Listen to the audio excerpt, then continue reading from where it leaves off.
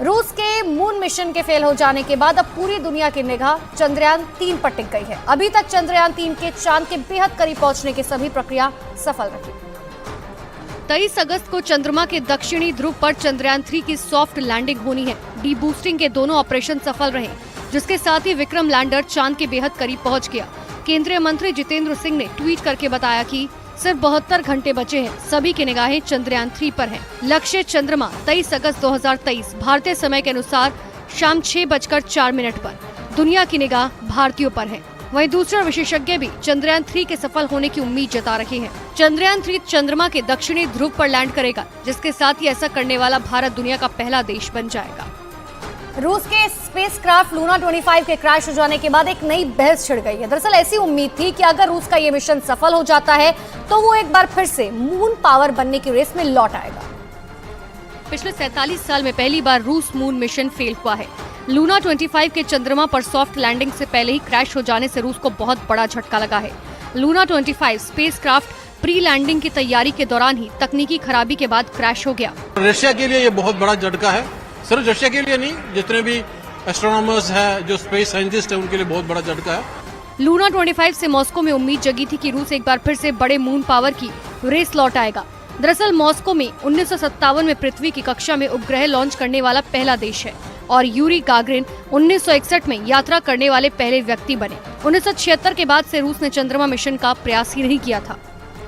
Luna 25 का crash होना रूस के लिए एक बहुत बड़ा झटका है। दुनिया भर के अंतरिक्ष वैज्ञानिक अब इस सवाल का जवाब तलाशने में लगे हैं कि आखिर लूना 25 के साथ आखिरी पलों में क्या हुआ होगा। रूस की अंतरिक्ष एजेंसी रोस्कोमोस ने बताया कि लूना 25 चंद्रमा की सतह पर लैंडिंग की तैयारी के दौरान क्रैश हो गया। रूस की स्पेस एजेंसी ने बताया कि लूना 25 प्रोपोर्शनल मैनूवर के समय चंद्रमा की सतह से टकरा गया था। इसी वजह से वो दुर्घटना का शिकार हो गया। एजेंसी के मुताबिक कम्युनिकेशन ब्लॉक होने की वजह से ये मानव रहित एयरक्राफ्ट लैंडिंग में फेल रहा।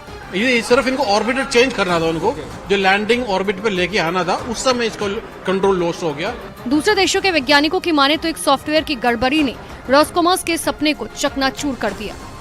चंद्रयान 3 के चांद की सतह पर लैंड होने में अब केवल 3 दिन बाकी हैं। विक्रम लैंडर की चांद से दूरी केवल 25 किलोमीटर की रह गई है।